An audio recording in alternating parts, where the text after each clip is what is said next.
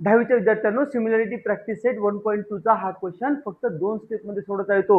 बघा काढायचं काय आहे, रे पीएम हा अँगल क्यूपीआर ला बायसेक्टर आहे का नाही ते आपल्याला शोधायचंय। काय करा, हा रे पीएम आणि हा क्यूपीआर अँगल मार्क करून घ्या। तुम्हाला फक्त दोनच रेशो काढायचे आहेत। पहिला ratio P Q by Q R, angle bisector theorem वापरायचा आहे।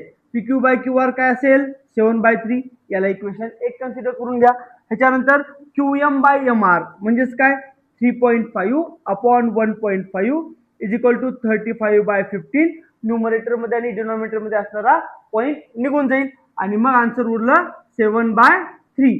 5 ने डिवाइड केलं, 5 गुणिले 7 35 आणि 5 गुणिले 3 15। इक्वेशन 1 आणि या इक्वेशन 2 मध्ये कन्सिडर कंपॅरिझन करा, तुम्हाला या ठिकाणी काय दिसेल 7/3 इक्वेशन सारखं दिसेल।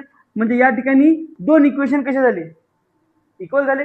आता दोन इक्वेशन इक्वल आहेत ह्याचा अर्थ काय, अँगल बायसेक्टर थेरमचा वापर करून, कोणता वापर करायचा आहे, अँगल बायसेक्टर थेरमचा वापर करायचा आहे। तुम्हाला काय म्हणता येईल, ray P M bisect angle Q P R. Detail मध्ये प्रूफ आपल्या चॅनलवर दिलेला आहे, आरामात बघून घ्या।